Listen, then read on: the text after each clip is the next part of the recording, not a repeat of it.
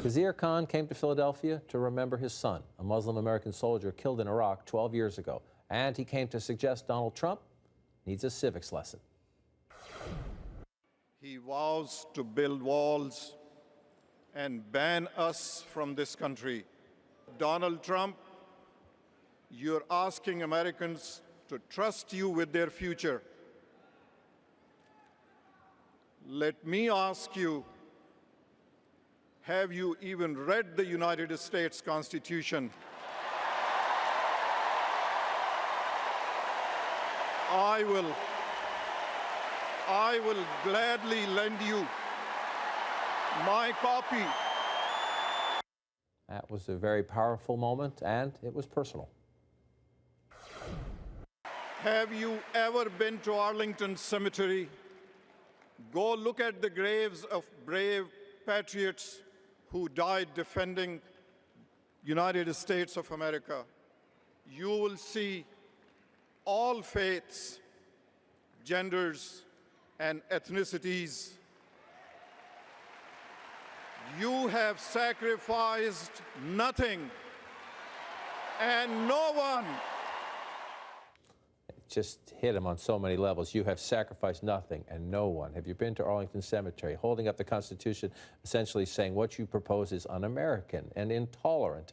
And I was just saying during the break, during that moment, I've asked a lot of Republicans and conservatives out there, just, send me a text or shoot me an email, react to these things.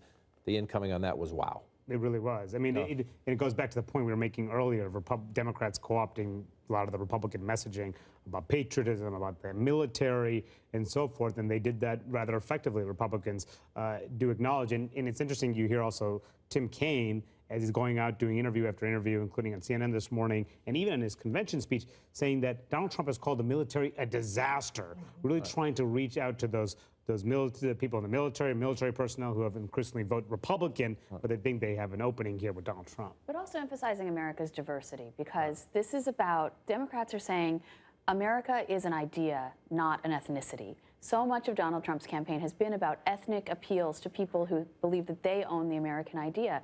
And so much of this Democratic convention was about putting people on stage who represent the entire bandwidth of what America is today, whether it's a transgender person for the first time in American history, whether it's the father of a slain Muslim war hero, whether it's even an undocumented immigrant saying we are all America. This is the big tapestry. As Dan was saying, this diverse America, there is no going back. Right. This is what we are now. Right. And asking Americans to ratify that. Yeah, and it's the Obama coalition, right? I mean, it is striking. And if you're, and the message being that even if you're lukewarm about her and you think, don't sit this out because right. You might not love her, but the other guy will take you back. Yeah, and essentially saying, I mean, there's an attempt to otherize Donald Trump. I mean, he doesn't understand America. He's almost not American. I mean, it's almost like what we've seen some conservatives try to do with Obama, right? And say he is outside the bounds of America. He doesn't really understand American culture and the way Americans think. That's in some ways what they're saying about Donald Trump. John, there's always an unexpected moment at conventions, and there was a lot of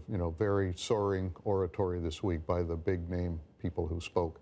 But in the same way that the family who spoke on behalf of Mitt Romney in 2012 about their son who had cancer and the way he had helped him in a private way, which talked about an aspect of Romney's character that had been sort of ignored through most of the convention. This one was as powerful and as direct an assault on Donald Trump as anybody did at the convention. And because it comes from an everyday American and an everyday American who lost everything, lost everything. Politicians, you run them through a filter, even if it's a great speech, even if it's great oratory, there's still a politician doing it. It was oomph.